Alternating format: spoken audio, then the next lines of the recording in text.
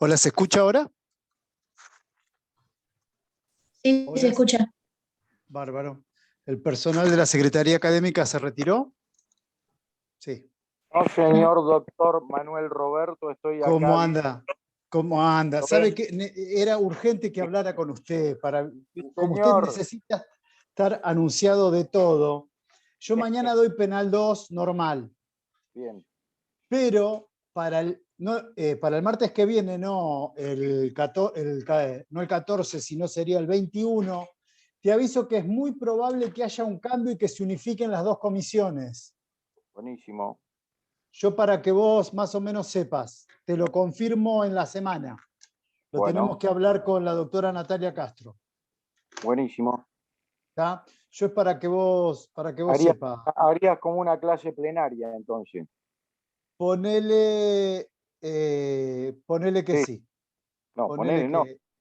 No discutamos, doctor, de cosas que son lógicas. Una clase plenaria. Usted no Bueno, lo está quiere bien. decir porque No, quiere darse eso. corte de nada. Está bien, pero es una clase No, plenaria. yo soy, vio como. A mí, esas cosas de. ¿Qué sé yo? Bueno, ¿algo Bueno, más, Manuel? listo. No, ¿Algo más que nada. recuerde?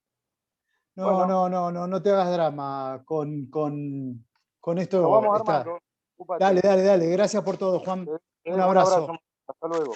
Hasta luego. Bueno, ¿cómo andan? ¿Todo bien? Todo bien. Hola, muy Bárbaro. bien. Bueno, ¿Todo a bien? ver, traten de dejarme más tranquilos que la clase pasada, por favor, en la medida de sus posibilidades, porque me quedé con una situación rara, lo comenté con mis compañeros y me di cuenta que habría algún temita de falta de lectura, ¿no? Entonces, vuelvo a decir, yo hoy ya les había dicho y adelantado de lo que iba a hablar, hoy empezamos a hablar por la unidad 7, que es acción. Y ustedes ayer tuvieron clase con el titular que vieron la primer clase de teoría del delito, ¿no es cierto? Que deben haber visto con algún tipo de apoyo en algunas filminas y demás, toda la evolución de la teoría del delito. Si alguien me contesta, me hace un favor. A ver, para que voy a ver el chat acá al costado. Aparentemente sí, ¿no? Sí, vivo la clasificación de tipos penales, que un trabajo que hizo Gómez Urso puede ser que estén Sí, en el campus. que está en el campus. Yo hoy Sí, sí. lo que pude observar en el campus, tienen toda desarrollada con alguna clase mía, también clases de la doctora eh, Aguad, y también hay una clase sobre todo sobre el primer requisito o estamento respecto de la acción que decidimos subirla, que es del doctor Zaffaroni. ¿Alguien leyó algo previamente? Un acto de sinceridad así extrema estoy pidiendo. Sí, algo de Zaffaroni empecé a leer el Bueno, tema de buenísimo. acción. Sí. Bárbaro. Entonces, vamos a ir haciéndolo. Entonces, yo lo que tendría que hacer es, ¿qué duda tienen? Yo voy a empezar hablando así unos 2 o 3 minutos para darle una entrada al tema y después vamos viendo algunas situaciones en particular, porque yo lo que voy a hablar en el día de la fecha es acción, concepto del mismo, cómo ha sido la evolución histórica para dejar las causas que, con este no veo nada, las causas que excluyen la acción, para que el día de mañana lo vean con, creo que los miércoles tienen clase con el doctor Daniel de Marco. ¿No? Sí. Bien. Vamos a empezar. Buenísimo. Vamos a empezar entonces.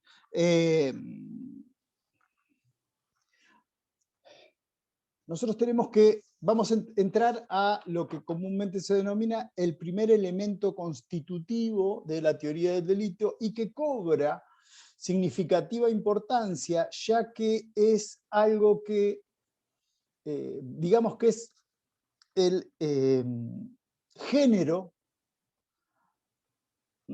de la teoría del delito porque todos los otros componentes de la teoría del delito, a saber la tipicidad, la antijuridicidad y la culpabilidad, son características que el mismo tiene. ¿Está? Entonces vamos a tener que precisar conceptualmente qué es lo que vamos a entender por acción y qué tipo de acción le interesa al derecho penal. No toda situación, o podríamos decir, no todo hecho que produce un resultado, entendiendo como resultado la modificación en el mundo exterior, es una conducta humana. Todos vemos, o todos sabemos, que hay hechos de la naturaleza.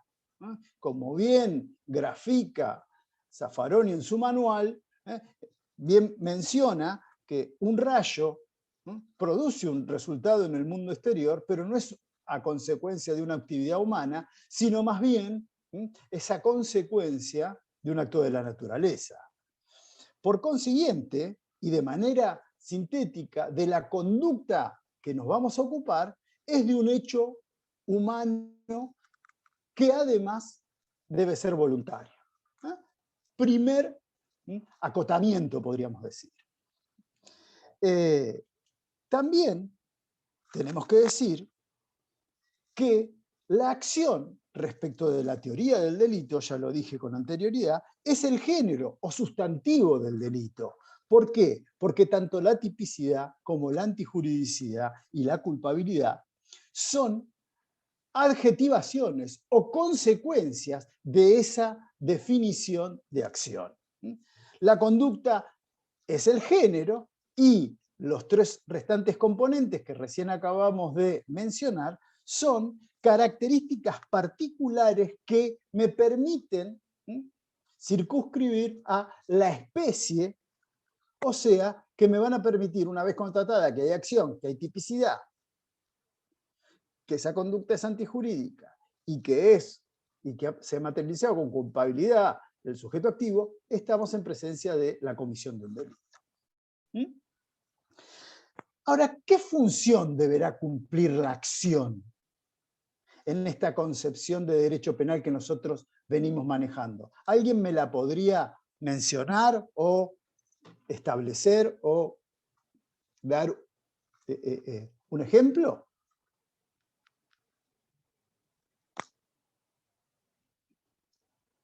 Perdón, ¿puede repetir la pregunta? Qué raro. Bien, sí, son todos muy vivos, en el sentido de que mientras yo repito la pregunta, ustedes van conceptualizando la acción, ¿no? O sea, van tratando de conceptualizar la respuesta.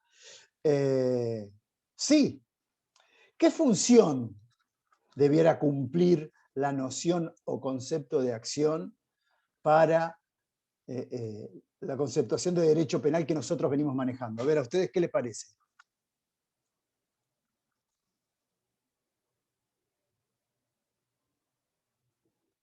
Bien. Y la función principal es penar un acto de una persona, no penar por lo que una persona piensa o pertenece a, no sé, a una Bien, Walter, voy por... Bien, vamos a través de esa conceptualización. Entonces, según el autor con el cual nos estamos manejando, este concepto, digamos que el derecho penal en realidad lo que hace es que sus conceptos deban tender, dice Zaffaroni, a limitar el poder punitivo. Por consiguiente, cuando nos preguntemos el concepto de conducta, lo va a hacer también teniendo ese norte, es decir, el concepto que vamos a tener de conducta tiene que servir para limitar esta tendencia del poder punitivo a abarcar o ir más allá y vulnerar algún tipo de garantía individual. El concepto de conducta, sí, ¿dónde estamos? No veo Acá. quién me habla. Brisa, sí, está bien. No, lo que pasa es que al no tener la cámara veo nada más que se enciende una lucecita medio amarilla-verde en mi computadora. ¿Puede ser que se relacione con la parte de los hechos voluntarios que modifican lo que vendría a ser el mundo exterior? Sí, ese es un concepto ya de acción. Todavía no llegué a la conceptuación de acción. Yo estoy ahora cuál es el principio y cuáles son, si se quiere, las dos funciones que debe cumplir la definición de acción para ser válida en el derecho penal. Estoy en un estadio previo, si se quiere. Profe, Si, y puede ser si ya también... todo lo dan por, perdón, si ya todos lo damos por sabido, salto. No tengo problema. No, ¿Qué no. quieres? Mariano habla. Hola Mariano, ¿cómo estás? ¿Cómo estás? Buenas tardes. Puede ser que Dale. también funcione, digamos, para que el que tiene que ejercer el poder punitivo no lo haga de forma arbitral, digamos, ante personas que no cometen Exactamente. conductas, digamos. Bien, bien. Digamos, basándolo en Zaffaroni, ¿no? Exactamente, estamos dando esta postura. Después vamos a ver, cuando hablemos de cómo ha sido el desarrollo de los conceptos de acción, vamos a ver que algunos no tienen esa idea de acción. ¿Está? Nosotros nos estamos parando en esta base y vamos a dar una explicación desde este punto de vista y después le podemos llegar a hacer algún tipo de crítica manteniendo otra postura. ¿Está? Bueno, entonces, está bien, siguiéndolo con lo que decía Mariano me dice, no, pero tiene que cumplir una función para no reprimir cualquier acto y hasta que no sea un acto humano voluntario. Está bien, estoy totalmente de acuerdo. Por consiguiente, el concepto genérico, dentro de los principios que ya vimos, ¿se acuerdan? En las primeras clases, nosotros dijimos que uno de los principios es el principio de legalidad, y uno de los postulados básicos del principio de legalidad tiene que ver con este principio de que no hay delito que no se derive de una conducta humana. Aquellos que les guste el derecho romano, podemos decir el enunciado nullum crimen sine conducta, o sea, no hay delito, no hay crimen sin una conducta, hablamos de conducta humana. ¿Está? Pero aparte, este concepto que nosotros vamos a tener o sobre el cual nos vamos a apoyar, tiene que cumplir dos funciones. Una es esta función reductora o limitadora, si quieren ustedes, del poder punitivo. Y el otro, función muy importante, es este que vinimos diciendo al principio. Zaffaroni habla de la función vinculante que tiene que ver entre el concepto de acción y sus derivaciones o características principales, a saber, que el concepto que vamos a tener nosotros de acción nos tiene que servir también como base para estructurar el concepto que vamos a tener de tipicidad, antijuridicidad y de culpabilidad. Por consiguiente, con esta segunda función, estamos estableciendo que ya el concepto que nosotros vamos a dar de acción es un concepto de acción pretípica, anterior a la tipicidad. No puede haber tipicidad sin acción o sin concepto de conducta. ¿Bien? ¿Hay un concepto normativo de acción? Sí. ¿Hay una base normativa? Sí. ¿Dónde la vamos a encontrar? Y nosotros, si nosotros decimos que el concepto de acción tiene que servir o impedir que se prohíban situaciones que no son conductas, y tiene que tener este concepto, si se quiere, funcional, reductor del poder punitivo, vamos a tener que buscar el registro normativo tanto en la Constitución Nacional como, así también, en los principios de derecho internacional y sobre todo los principios de derecho internacional de los derechos humanos. Y ahí nosotros podemos hacer un mix de lo que específicamente establece el artículo 18 y el artículo 19 de nuestra Constitución. Cuando nos habla del debido proceso y cuando nos habla el 19, dice las acciones privadas de los hombres. En este caso, un vocablo que ya ustedes deben haber visto en el derecho privado, de forma contraria, a contrario sensu, las acciones públicas son las que van a interesar al derecho penal. Esto, abro un paréntesis en la charla, aquellos que se manejen con manuales, por ejemplo, de la década del 80, el manual de Zaffaroni de la década del 80, él sostenía un concepto un poco diferente en una versión finalista más tradicional del concepto de acción. Después lo fue modificando hasta la versión del año 2000 de Zaffaroni, que es la que estamos viendo ahora, ¿no es cierto? Por consiguiente, Zaffaroni dice ahora, el concepto de acción es un concepto jurídico, ya que de todos los datos de la realidad le van a interesar aquellos que son a consecuencia de una conducta humana y que produce un resultado específico. Y ese resultado, ¿no?, es el que le puede interesar o importar. No es que, a ver, hablamos de una conducta humana que se desarrolla en el mundo real, en el mundo de lo óntico, pero hay límites a ese concepto, porque no todos los resultados que produce una conducta le van a interesar al derecho penal.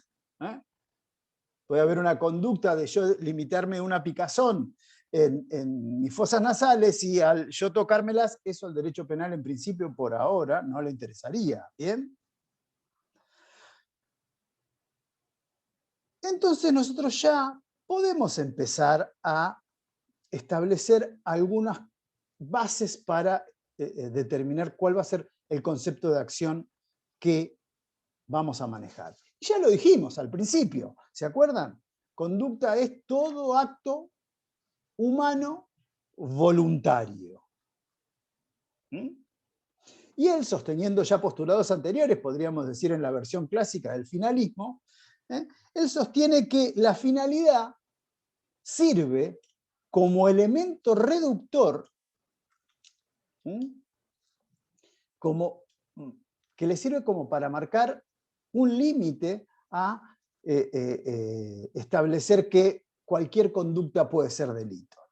Toda acción tiene finalidad, y no hay finalidad sin voluntad.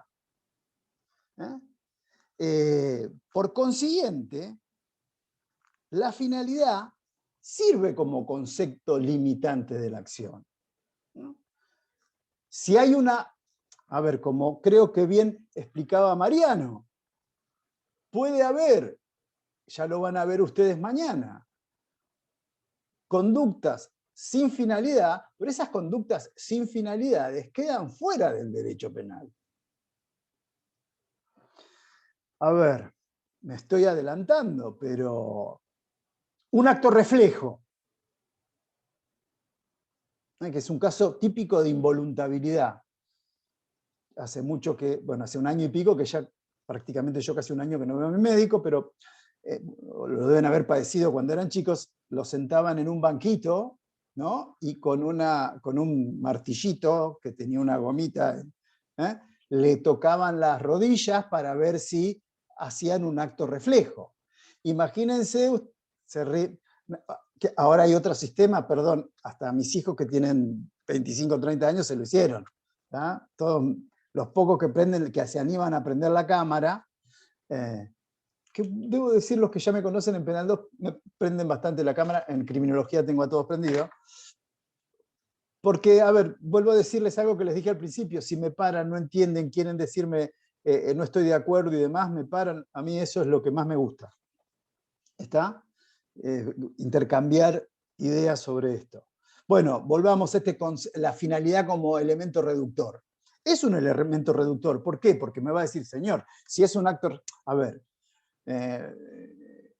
me siento en una silla, en el piso hay un jarrón de la dinastía China Ming, pasa, se me cae, qué sé yo, algo sobre la rodilla, le pego, no me van a imputar el delito de daño, fue un acto reflejo el que se materializó. Quiere decir que la finalidad puede servir y debe servir como elemento reductor. ¿Está? Y toda acción, si es humana, voluntaria, se da en un ámbito, si se quiere, de acción conflictiva. O sea, el hombre no actúa solo con los objetos, sino que interactúa también con otros sujetos. Por eso se habla de un pragma conflictivo. Hay tipos penales en los cuales, los tipos penales, sobre todo los dolosos comisivos, se reprocha la realización de una conducta que está descrita como prohibida. ¿No? ¿Se entiende a lo que me estoy refiriendo? Gracias, Mariano. A ver, si uno toma un código penal, sobre todo a partir de la parte especial, y lee el primer tipo penal, que es el tipo penal del artículo 79, que reprime un delito contra la vida, específicamente el delito de homicidio, me va a decir, el que matare a otro. ¿Cuál es la conducta descrita como prohibida? Matar a otro. Entonces se reprime esa conducta, se reprime la finalidad que despliega una persona en contra de otra, ¿no es cierto? Bien, ahora ustedes ya saben que no es la única forma en la cual por una actividad humana se le reprocha un resultado. Ustedes saben que las conductas pueden ser dolosas cuando uno quiere y conoce la realización de un resultado, para, por ejemplo, las posturas que sostiene el doctor Zaffaroni, y hay otra forma de reproche que es el tipo culposo, que ustedes ya lo habrán visto en principio en el derecho privado, aquellos que ya hayan dado parte general, más o menos tienen una conceptuación vaga del tipo culposo. En el tipo culposo, sobre todo en el derecho penal, no se reprime el hecho por la intención del sujeto, porque la intención no la tuvo el sujeto en provocar el resultado. No obstante, en los tipos culposos, el reproche es, o se le efectúa a la persona que ha realizado esa conducta por la mala programación de la causalidad que ha hecho, a consecuencia de lo cual se produce el resultado. En los tipos penales, en los tipos culposos hay finalidad. Lo que pasa es que el fundamento del reproche no está en la finalidad perseguida por el sujeto activo, como sí lo está en los tipos dolosos. En los tipos culposos, el reproche se le realiza en virtud de la mala selección de los medios que ha hecho, y que esa mala selección de los medios se materializa en la violación de un deber de cuidado. ¿Está?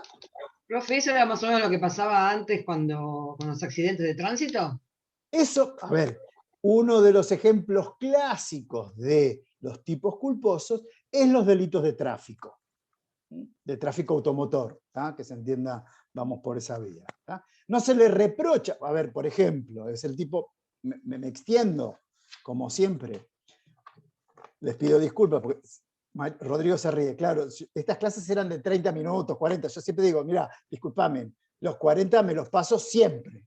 No sé cómo harán los otros en 30 minutos en hablarle buenas tardes y hasta luego, a mí no me sale. No, eso entró en desuso, profe. Todos clavan una horita y media. Bien, bueno, bárbaro. Está mal. Para mí mejor, no sé. Claro, sí, para vos bárbaro, pero esto tendría que ser, como ustedes estudiaron, intercambiamos ideas, aclaramos algunas situaciones. No me quiero ir, alguien me habló de los casos de aplicación de la ley penal, espero que esté Di Stefano, algo así estaba, no lo contesté porque estaba hoy medio complicado, lo contestamos a fin de clase, si está. Si no, bueno. Espera, no se vayan porque quiero terminar la conceptuación. Entonces, en los tipos culposos, ejemplo de tipo culposo es aquella persona que, por ejemplo,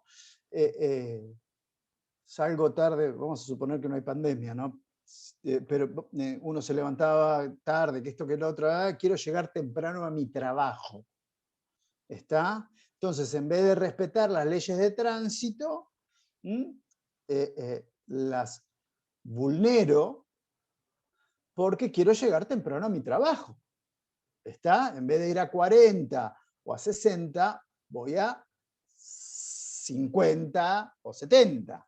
¿Está? A consecuencia de lo cual alguien se cruza, se interpone en mi camino, yo le provoco algún tipo de elección. La finalidad perseguida por el sujeto activo no es la de causar lesión, es llegar temprano a su trabajo. Lo que pasa que el reproche se le direcciona en virtud de que ha hecho una mala programación de la causalidad porque ha seleccionado, ¿por qué? Ha causado un resultado por una violación a su deber de cuidado, no respetar la regla de tránsito. ¿Se entiende? En cambio, en el tipo doloso, el sujeto quiere matar a una persona, compra un arma, lo espera y le dispara, y le causa la muerte. ¿Bien? Otras situaciones también, respecto de esto de la finalidad como elemento reductor, se debe plantear y se va a plantear, ya lo van a ver, y les aviso que ingresan para el primer parcial, bolilla, aquellos amantes del programa de todas las puntuaciones, yo les diría que hoy ingresa toda la bolilla 8 y estaría en discusión la bolilla 9, porque antijuridicidad es la clase mía anterior del parcial, que es el 4 de mayo.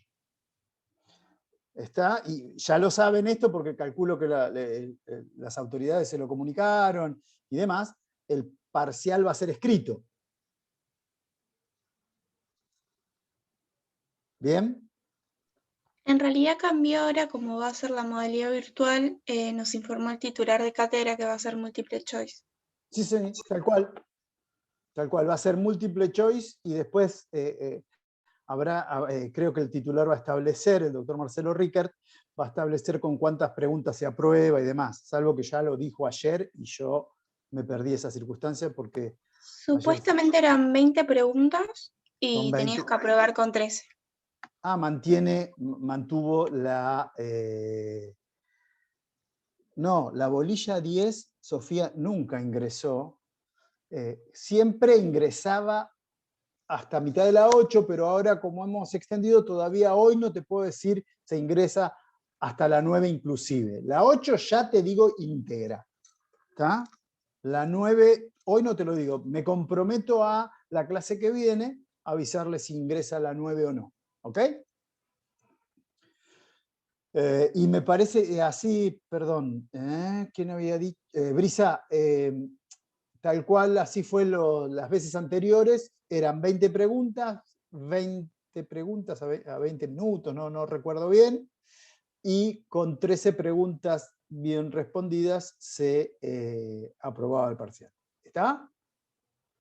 Bien, bueno, hablamos ya de esta función, esto de la finalidad como elemento reductor, tanto en los tipos comisivos como en los tipos culposos.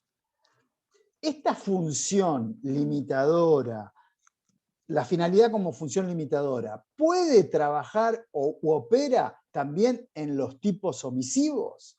Tenemos que tener en cuenta, esto ya ustedes lo han visto en la clasificación de tipos penales que empezaron a ver, o definición de delito que empezaron a ver en la clase de ayer, que los tipos omisivos son eminentemente descriptivos. ¿Está? Si bien a primera vista, ejemplo típico del tipo omisivo es el artículo 108 de nuestro Código Penal. ¿Está? Estoy seguro que nadie tiene ahí a mano un código penal, no se hagan problema. Sí, yo tengo. Muy bien. Bien, María Victoria, bien, Magali, son los que están en la primera página. Los de la segunda no toco porque los de la segunda están todos sin cámara, seguramente. Tal cual, ahora lo vi. Están todos sin... No soy de tocar mucho porque tengo miedo de que me pase algo. Soy de la generación de anticomputación. Yo si toco tengo miedo que se rompa. ¿Está? Pero bueno, no como ustedes que toquetean todos. Sí, sí. Bueno, a ver, ¿quién lee el 108? Así lo hacemos interactivo. Me gusta esto. Me van a poner contento, después de la decepción que me dieron el martes pasado. Yo lo leo, ¿quieres? Dale, dale, dale. Bueno, será reprimido con multa de 750 pesos a 12.500 pesos el que encontrado perdido o desamparado a un menor de 10 años o a una persona herida o inválida o amenazada de un peligro cualquiera, omitiere prestarle el auxilio necesario cuando pudiera hacerlo sin riesgo personal o no diere aviso inmediatamente a la autoridad. Gracias, Magalí. Perfecto. Ese es un, digamos, ejemplo típico de un tipo penal omisivo. Digamos que el precepto descriptivo es ampliamente descriptivo porque describe el que encontrando a un menor perdido, desamparado o a una persona herida, relata cuál es la situación, como se dice en los tipos omisivos, generadora del deber de actuar. En principio, si uno lo lee a primera vista, dice, pero perdóname, no me está diciendo, a primera vista, no definen acciones. Pero si uno lo lee atentamente, hay acciones. En el tipo omisivo también se prohíben acciones, solo que en lugar de describir la acción prohibida, en el tipo omisivo, lo que en realidad prevé es la conducta debida. Entonces, cualquier acción que uno despliegue no siendo la conducta debida es la que está reprochada. O sea que en este campo también la finalidad debe cumplir una función reductora. ¿Bien? En el otro caso sería solamente un accidente, ¿no? No estaría No, tipificado. no sé. ¿Cuál? Porque usted está diciendo que solamente en los casos donde está legislada la conducta, en ese sentido es imputable, pero en los casos, por ejemplo, que es un accidente y que En un no está accidente legislado. que no tiene que... No, perdón, la conducta que yo di como ejemplo de tipo culposo, eso es un delito. No, pero Si si no es por culpa de la persona, o sea, si no actúa con culpa. Si no es culposo ni doloso y es un mero situación de hecho, es un accidente, no, por suerte todavía no es delito. Perfecto. Si una conducta, si por ejemplo... Típica, antijurídica y culposa. Y culpable, no culposa, Claro, culpable. Claro. Si cumplió con todos los deberes de las normas de tránsito, es un accidente y no un delito. Exactamente. ¿Bien? Matías, ¿qué querés decir? No, justo había dicho eso, lo de típico, antijurídica y culpable, ahí que me corregiste eso. Bueno, y vamos con este ejemplo. ¿Se acuerdan que yo le dije la voluntad finalmente dirigida? No cualquier resultado le interesa al derecho penal. Si bien la acción es una exteriorización de la voluntad, no todos los resultados que se producen como exteriorizaciones de la voluntad le interesan al derecho penal. Solo aquellos que constituyen una lesión para alguien y que puedan vincularse de forma concreta y directa con la obra del autor, o sujeto activo, como quieran llamarlo. Antes del tipo penal, lo único disponible es una acción. Que esa acción puede materializar muchos o una multitud, como quieran decirlo ustedes, defectos en el mundo. Solo después de leer el tipo penal se sabe qué obras interesan al derecho penal como pragma conflictivo. Ahí nosotros vamos a poder establecer esta función limitadora del poder punitivo. Hecho esta breve introducción, esto le permite a Zaffaroni dar un concepto de acción. Entonces va a decir, mi concepto de acción es el siguiente. Tiene que cumple todos los requisitos que venimos viendo. Es un concepto de acción jurídico-penal, que es previa al tipo y que cumple con, como es una acción humana voluntaria, cumple con ese fin reductor. Entonces dice, la acción, en base a lo que sostengo, es un comportamiento humano, voluntario, conforme a sentido, humano voluntario, tiene conforme a sentido, que se exterioriza con efecto en cierto Él habla de en cierto contexto humano, que se materializan en el mundo exterior, podríamos decir. Sigue este concepto de acción teniendo como concepto genérico, respeta la realidad de lo óntico. ¿tá? Es un acto humano voluntario. ¿Mm? Y es un acto humano voluntario que tiene una finalidad, que no se le pueden incluir, él habla de datos inventados.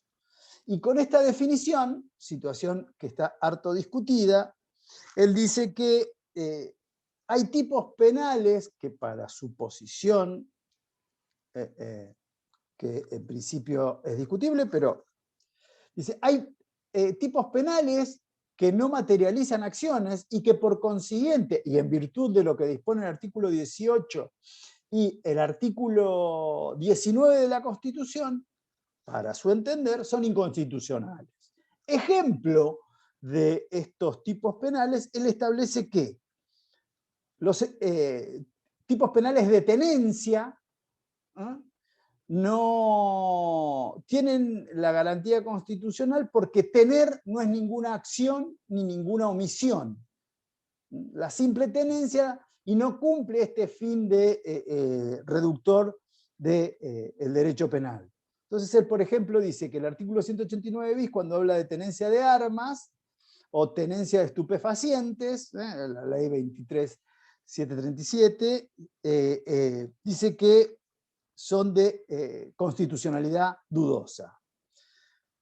Por último, de la parte que me toca a mí, mañana van a ver las causas de exclusión de la acción, que quede claro que el concepto que trabaja sobre la acción no sirve solamente para delimitar cuándo hay una acción y cuándo hay una falta de acción. Por ejemplo, la involuntabilidad, el acto reflejo, sino que su función se proyecta sobre los otros componentes de la teoría del delito. Esta función de género y especie, sustantivo y adjetivo. ¿Está? El concepto que vamos a tener o vamos a trabajar nosotros de acción nos tiene que permitir o nos tiene que servir para tomar como base, para establecer la función en cuanto a la tipicidad de esa conducta, a la antijuridicidad de esa conducta y por último a la culpabilidad, ¿no?, de esa conducta. ¿Bien? ¿Podemos seguir avanzando? Por último, no quiero robarle mucho más de su tiempo, vamos a ver cuál ha sido el panorama histórico o cuáles han sido los diferentes conceptos de acción en el devenir de las teorías del delito. Bien, y podríamos establecer así a grandes rasgos 3 o 4 momentos para no cansarlos a ustedes. Vamos a tomar a Hegel, vamos a tomar a los causalistas con esta posición de Liszt-Belling, el neocantismo, el finalismo y el funcionalismo. Si bien en principio generalmente están grabando, ¿no? Sí. Uno tiende a reprimirse cuando se está grabando. Generalmente se preguntan 3 conceptos: el concepto, el causalismo, el concepto social de acción, el finalismo y el funcionalismo. ¿Está? Para Hegel, teoría absoluta de la pena, ustedes es un autor que ya más o menos vienen manejando, la conducta relevante para el derecho penal es que el ser humano es libre. Por consiguiente, en su esquema era un esquema subjetivo al revés de los causalistas. Era como el sujeto es libre, primero se preguntaba por la culpabilidad y después luego se preguntaba por la tipicidad de la conducta. O sea, no se podía imponer pena a una persona que no era libre, decía Hegel. La acción siempre para Hegel es voluntaria y libre. sí es un concepto pretípico de acción. Para el causalismo, sobre todo para el causalismo naturalista, el concepto de acción tenía que ver más que nada con una inervación y distensión muscular que ocasionaba o producía un resultado, entendiéndose como resultado la modificación en el mundo exterior.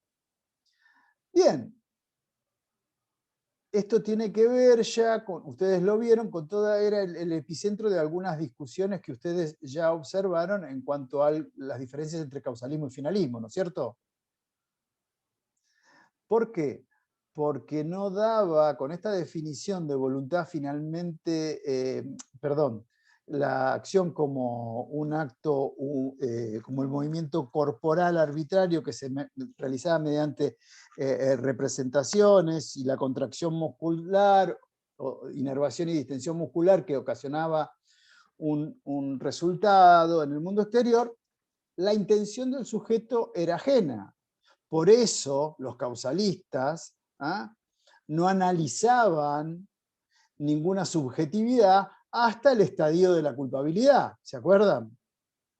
Y toda esta crítica que se le realiza, donde subyace la subjetividad en, por ejemplo, ustedes bien conocen, vamos a tomar el tipo del 162, es el que se apropiare ilegítimamente. Para apropiarme de algo, tengo que desapoderar a alguien. Quiere decir que ya en niveles anteriores a la culpabilidad, ya se manifiesta o ya debe analizarse la problemática de la subjetividad o intencionalidad del sujeto activo. ¿Bien? Y como dijimos ya, el causalismo no explicaba de forma detallada y concreta cuál era la actividad que desplegaba una persona o la situación en la cual se encontraba una persona que había realizado un tipo omisivo con este concepto de acción. A consecuencia de esto, hay un estadio previo, que el neocantismo causalista, que tampoco, sin plantearse la subjetividad, si bien decía hay problemas respecto de la subjetividad, seguía manteniendo que había una acción en la cual no se tenía en cuenta la finalidad del sujeto. Ante estos problemas aparece una teoría radicalmente opuesta al causalismo naturalista, que es la teoría finalista de la acción, de Hans Welzel. Para él mismo, era un filósofo que respetaba las bases óntica-ontológicas, la realidad no crea el derecho, sino que simplemente lo regula. Entonces decía, discúlpenme, no hay voluntad sin finalidad. Y la finalidad debe ser libre. Por consiguiente, consideraba la acción como la acción o conducta, como la voluntad finalmente dirigida. No hay libertad sin voluntad, y esa voluntad es la que manifiesta el sujeto ante todos los actos de su vida. Hubo tentativas, si se quiere, de amalgamar las posturas causalistas con las posturas finalistas, y tienen que ver con este concepto social de acción, que va a decir, bien, la acción que le dé, esto ya dentro de una base pseudonormativa, toda vez que dicen, el concepto de acción es un concepto que se define a través del derecho, pero debe abarcar, no hay conducta que le interese al derecho penal que no trascienda, ¿no?, que se materialice en el exterior, ¿no?, y que tenga que tener o debe tener efectos sociales. Por ejemplo, hablan del tipo penal de una conducta culposa o dolosa, trasciende la actividad de un sujeto y se materializa sus efectos en la sociedad. ¿Bien? Después, hay conceptos funcionalistas de acción, en los cuales también vamos a incluir como concepto funcionalista de acción el concepto que hoy tiene Zaffaroni. Porque fíjense que Zaffaroni cuida mucho en decir que es un comportamiento humano voluntario, conforme a un sentido, que exterioriza sus efectos en cierto contexto mundano, en que hay un pragma conflictivo. Ustedes saben que dentro del funcionalismo hay tres vertientes, que es la que venimos viendo nosotros. Una vertiente, si se quiere, conflictivista, la de Zaffaroni, una vertiente radical, que es la de Jacobs, y una vertiente, si se quiere, atenuada, sí, atenuada, podríamos decir, que es la que propone Roxin. Jacobs tiene dos momentos respecto a esta conceptuación de acción, y para él tanto la acción como la omisión en realidad son situaciones en las cuales se tiende a una evitación de un resultado. Es tanto acción como omisión representan la evitación de un resultado que se debe evitar en virtud del rol que una persona cumple dentro de la sociedad. Y respecto de esta conceptuación de que la acción debe ser previa a la culpabilidad, dice, en realidad es una materialización o una realización provisional, no está del todo conforme con que el concepto de acción sea tajantemente previo.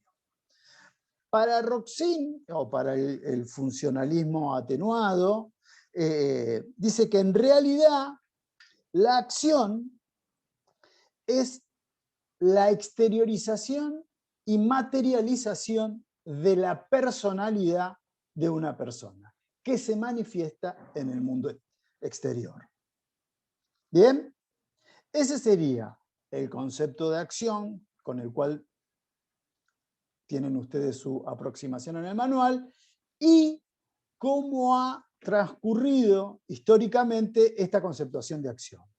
Después, por favor, tomen en cuenta que en la clase de mañana ustedes van a ver causas que excluyen la acción y cuáles son las consecuencias que trae la exclusión de este concepto. Si no hay acción, va de suyo esta pirámide que tenemos que subir para tratar de establecer si existe delito o no. Si yo elimino la base, obviamente, si no hay acción, nunca nos vamos a preguntar, ni entramos a discutir si es típica. No hay acción. Si yo utilizo una persona con mera masa mecánica, por más que se haya roto una vidriera que tenía adentro, qué sé yo, que el vidrio costaba millones de pesos, va de suyo que no hay acción, ni entramos a preguntar. ¿Bien? Bien. Díganme ustedes, ¿dudas? Hola.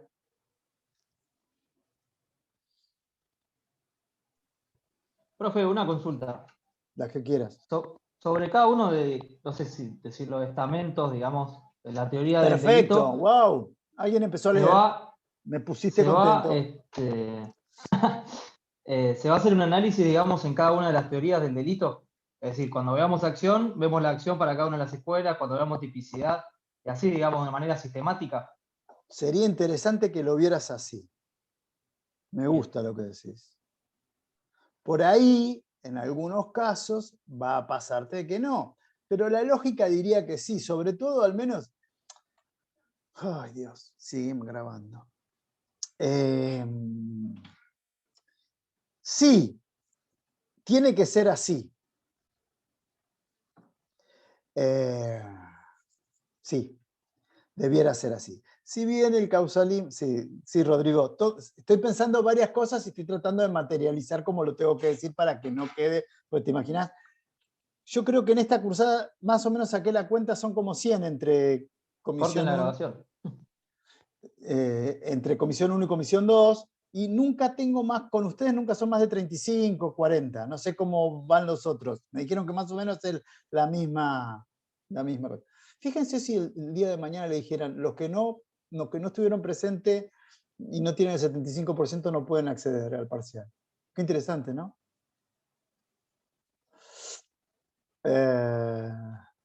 No soy tan malo, pero se me ocurre de vez en cuando.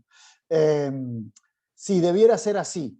A ver, el causalismo parte histórica. A ver, la discusión, lo digo, la discusión que hay o que ha habido entre finalismo y causalismo es una discusión que en Europa terminó en la década del 70 u 80 y que nosotros la tuvimos materializada hasta el 2000, 2005. Ya es parte histórica, si querés, la problemática de causalismo y finalismo. Hoy por hoy tenemos que discutir situaciones que tienen que ver con el funcionalismo, me parece a mí. ¿Está? Y está bien la pregunta que vos haces, Mariano, porque tal cual, vos te decís, si querés, mirá, desde un punto de vista, vos esto lo viste, evolución de la teoría del delito, creo que algo habían ya empezado a hablar con el doctor Facundo Gómez Urso, que empezó más o menos a hablarle de estos temas. Vos fijate que el esquema de discusión que mantenía el causalismo era para dividirlo, era un análisis objetivo-subjetivo. Decía, mira, yo en los primeros 3 estadios hago un análisis netamente objetivo.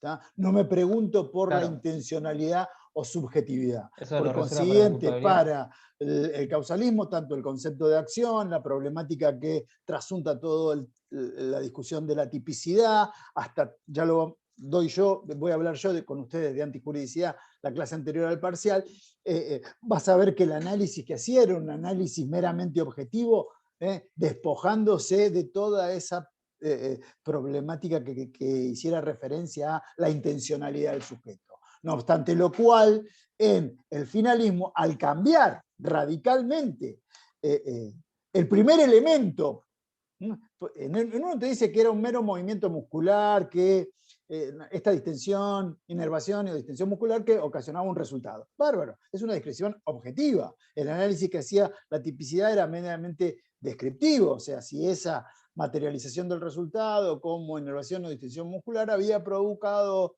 un efecto en el mundo y si ese efecto en el mundo era atrapado o podía subsumirse en un tipo penal. Hacía un análisis meramente objetivo y si esa conducta que era típica no tenía ningún aspecto, digamos, causa de justificación que pudiera materializarse. Eso era el causalismo. Ahora, el finalismo le cambia las reglas del juego desde el inicio. Le dice, no, mirá, discúlpame, y estoy hablando, esto que quede, que se entienda, para los que lo están viendo, es a mero acto coloquial se los estoy haciendo. Finalismo te dice, no, mirá, ¿sabés qué? Desde el primer estadio pienso totalmente diferente a lo que vos estás diciendo. ¿Sí? Porque para mí la acción es voluntad finalmente dirigida. Quiere decir que en la acción se materializa la intención. Por consiguiente, ya la tipicidad también analizó la intención. Entonces la tipicidad es una actividad de discusión compleja. Voy a tener un tipo objetivo y un tipo subjetivo. ¿Tá? En la antijuridicidad también hay un análisis que tiene que ver con un análisis formal y material que interesa e importa las subjetividades. Y también voy a analizar en la culpabilidad, como colofón final, hago algún análisis subjetivo. Reprochabilidad es digamos, un análisis normativo de la culpabilidad. Y ahí comienzan las discusiones que se dieron en la década del 70 en Alemania y que aquí sostuvimos hasta del 2000, en el cual los causalistas le decían, dejaron vacía de contenido a la culpabilidad, ya que lo único que analizan era la reprochabilidad. Hoy la discusión pasa por otras situaciones, hay una actividad de discusión más compleja que tiene que ver con la antijuridicidad, qué se analiza, por qué se reprocha, cuál es el fundamento del reproche, si es la acción, si es el resultado, si se debe primar nada más que el mero reproche a lo que quiere el sujeto o a lo que produce en realidad. Hay otras discusiones que las vamos a dar en otro momento.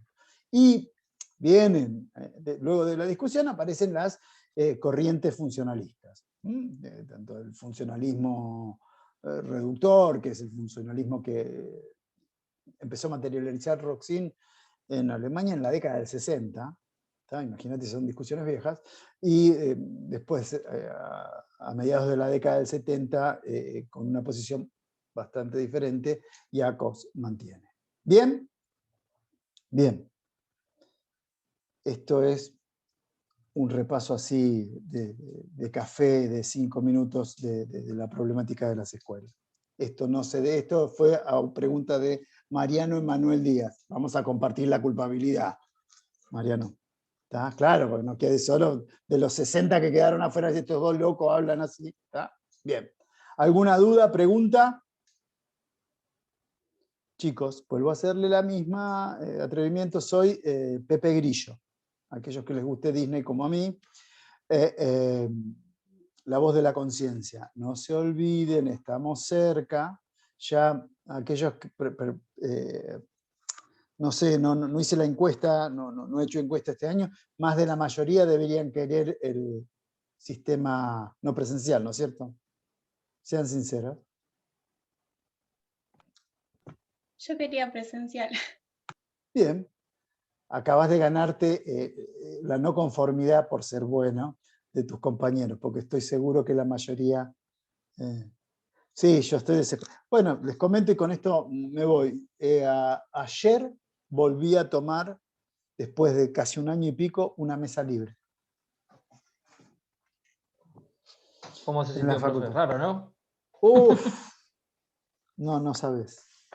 ¿A 2 metros estaban? Nosotros estábamos con el doctor Ricker a más de 2 metros y el chico se presentó uno solo, estaba en el aula 3, en el medio del aula 3. Nosotros, ¿Aprobó al menos? ¿Eh? ¿Aprobó por lo menos? Sí. Arriesgó su vida, se tenía que haber aprobado. No, perdón, ¿y nosotros qué? No, La verdad, pero a ustedes ver. son de riesgo. ¿Eh? Sí, yo soy de riesgo. Sí. Y no por edad, ¿eh? Empecemos, tampoco... No por edad. Ese era el chiste, profe, por la edad. No por edad. Somos los dos infartados jóvenes. Pero sí, una situación rara, el chico solo sentado en el aula 3, él solo... A ver, representaciones... perdón, voy a parar la grabación, pues no... Sí, gracias a todos.